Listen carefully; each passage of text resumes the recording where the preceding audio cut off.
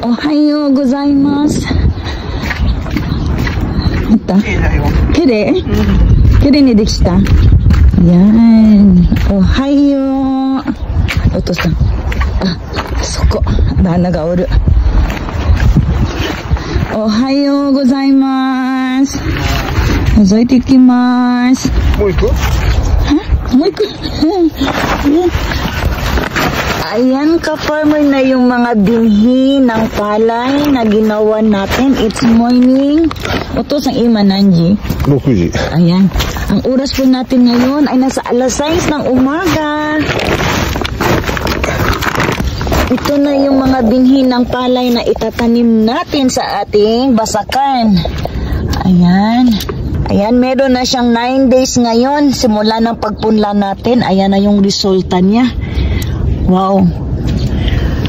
Ayan. Ayan. Unang bukas natin ngayon sa ating pagsibol ng mga palay. Ayan. Ang ganda. Ayan, meron tayong 1, 2, 3, 4. Ayan. Ayan, pahanginan lang ng konti, tapos tatakpan ulit ito ni Dana bago siya papasok sa trabaho. Ayan, ito lang po yung update namin sa inyo ngayon sa ating binhi ng palay. Good morning everybody. Good morning everyone. Ohayo gozaimasu. Okay.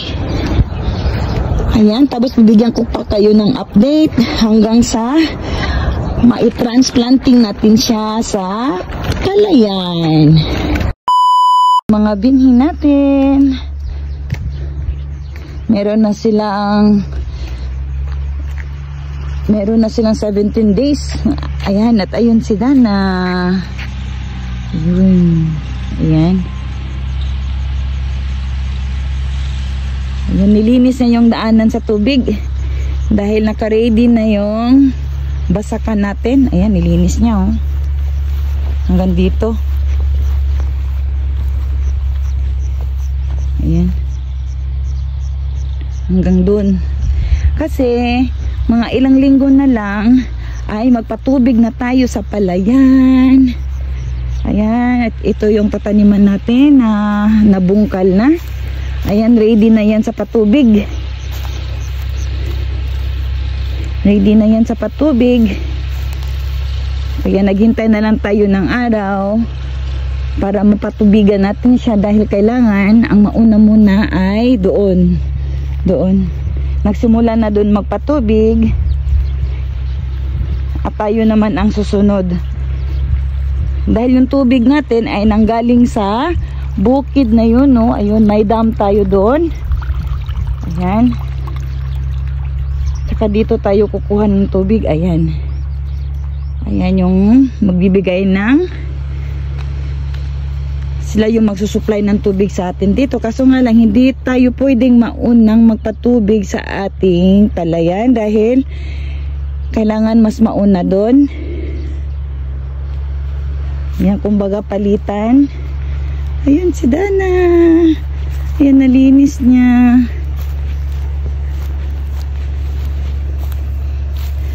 Yan ang sikip-sikip. Ay, dito tayo daan. Yun siya. Ayan. Ayan, ito yung sa harap ng bahay. Meron tayong isa doon, 2, 3, at saka pang-4 na yung nataniman natin ng gabi. Ayan, nalinis ni Dana. Ayan, mag-aalas 7 na siguro, alas 7 na.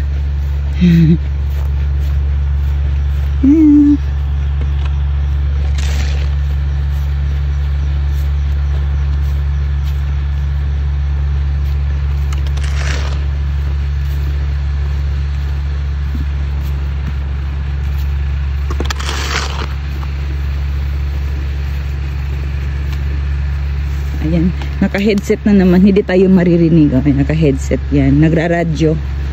Utosan na ni Garo. Mushi? Mushi? Ay, ayan, pagkain ni Lucky Frog. Ipay? Wow! Kaeru no esa. Cairo no isa. Ayan, pagkain ni Cairo Chang. Sampo kara kay tikimas kayo. Hai.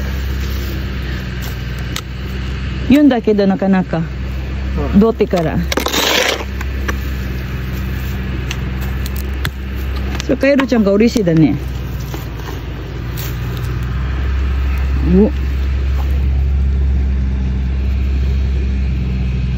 Musite, mushi. Worm. Ayan, meron kaming alaga kasing frog. Ayan, nung December yan, gumagala-gala sa labas ng bahay. Kawawa naman, naghahanap ng pagkain, kaya siguro nakarating sa bahay. Kaya inalagaan muna namin siya. Dahil malamig, kawawa naman, inalagaan muna namin. At ayan, kapag may worm, yung kinukuha ni Dana, iniipon niya para may pagkain si Lucky Frog natin. Ang dami nating inalaga ang mga hayop. Mapagmahal sa hayop kami, pamilya namin. Meron tayong Nico, Inu, saka meron tayong frog na inalagaan. Okay, oto sa ima nandiyo desu ka? Time check ko desu. 7時。 Ayan, ito tumatin eh. Ayan. Ayan, alas 7 na. Pero alas 7, medyo maliwanag pa rin. Ayan, pwede pa magtrabaho si Dana ng mga saglit-saglit lang. Nakauwi siya ng bahay ay... Anong oras na ba? Mag-aalas 6. Ayan, nakauwi siya ng bahay. Okay, tayo mangungusina na.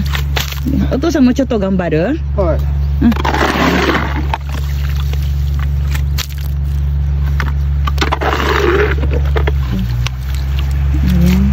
Meron pag nagtatrabaho doon, may nagbubungkal pa doon. At kung didiretso tayo dito, nandun yung kasaba natin.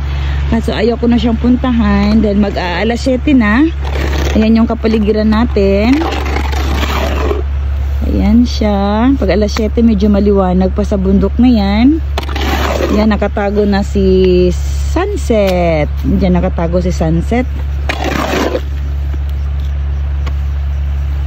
Okay. Siguro ito palibot pa yan eh, malayo pa. Habang maliwanag pa, habang maliwanag pa, susulitin ni Dana kasi pag araw, ayan, kapag may araw pa, susulitin ni Dana yan kasi kagaya ngayon, today is Monday. Ayan, buong araw tayong nasa trabaho, Monday to Friday. Ayan, full time tayo sa ating mga trabaho. Ayan, pag uwi naman galing sa trabaho, kapag may araw pa, medyo maliwanag pa, ayan, sinusulit natin yan. Kaya, kunti lang yung pahinga namin. Ayan, akit si Dana, pag nakaluto na ako, ayan, mag-o-offro na siya. Pag-offro niya, kakain. Tapos, kunting manood ng TV. Ayan, tulog na kami before 10. Ayan, 9:30 na, nakapikit na rin ang mata ko. Medyo gusto ko na matulog din. 9:30. Kasi umaga, gising kami ng alas 4:40 ng umaga. Dahil meron tayong doggy na kailangan natin ipa-walking. Kaya gising tayo ng maaga. Ayan, uwi na tayo dahil naghihintay na sa atin yung ating iluluto. Bago akyat si Dana, kailangan makaluto na tayo. Ayan, thank you for watching. Ako si Pinay Farmer sa Japan, sa ating Facebook page at saka sa ating YouTube channel na si Inday Abel Bisaya. Please like and subscribe. Ayan, salamat!